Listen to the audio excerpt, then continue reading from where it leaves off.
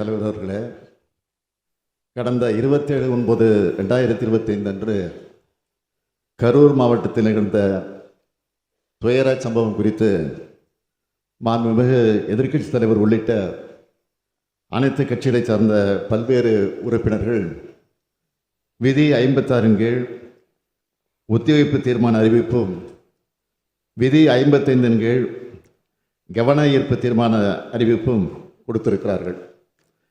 இது தொடர்பாக அனைவரும் பேசுவதற்கு முன்பாக அரசு எடுத்துள்ள நடவடிக்கைகள், எடுக்க கருதியுள்ள வழிமுறைகள் குறித்து இந்த பேரவைக்கு முன்வைக்க விரும்புகிறேன். ஏன் மாண்புமிகு எதிர்க்கட்சி தலைவர் உறுப்பினர்கள் பேசிய பின்னர் அதுதான் சொல்றேன். இல்ல நீ உட்காருங்க, பதில் சொல்ல எல்லாருக்கும் வாய்ப்பு. உங்க கேள்வி இல்ல, தயவு செய்து உட்காருங்க. புரிஞ்சுக்கணும். இல்ல நான் சொல்றேன். இல்ல அவை முன்னவர் ஒரு நிமிஷம்.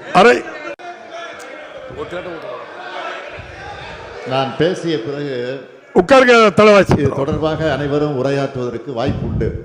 அந்த வாய்ப்பை சபாநாயகர் வழங்குவார் என்று நான் நம்புகிறேன். நிச்சயம் வழங்கப் போகிறார். ஒவ்வொரு உறுப்பினுடைய கருத்தும் ஆய்வு செய்யப்பட்டு, நீங்கள் பேசிய கருத்து சொல்கிறேன், பேச இருக்கக்கூடிய கருத்துக்களையும் சொல்கிறேன், அது ஆய்வு செய்யப்பட்டு கூட்டு முயற்சியில் வலு சேர்க்கக்கூடிய அனைத்தையும் உறுதியாக நிறைவேற்ற நடவடிக்கை எடுப்போம் என்பதை முதலிலேயே அரசின் சார்பில் நான் தெரிவித்துக் கொள்கிறேன். மாண்புமிகு பேரவைத் தலைவர் அவர்களே, கரூர் மாவட்டத்தில் நிகழ்ந்த துயரச் சம்பவம் ஒட்டுமொத்த தமிழ்நாட்டு மக்களின் மனதையும் உலுக்கியது. நம் அனைவரையும் பெரும் அதிர்ச்சிக்கும் சோகத்திற்கும் உள்ளாக்கியது. இறந்து போனவர்களுக்கு ஆழ்ந்த அஞ்சலியை நான் செலுத்துகிறேன். உறவுகளை இழந்தவர்கள் அனைவருக்கும் எனது ஆழ்ந்த இரங்கலையும் தெரிவித்துக் கொள்கிறேன். கரூர் வேலுச்சாமிபுரத்தில் கடந்த 27/9/2025 அன்று தமிழக வெற்றிக் கழக கட்சியினுடைய தலைவர் அவருடைய அரசியல் நிகழ்ச்சி நடைபெற்றது.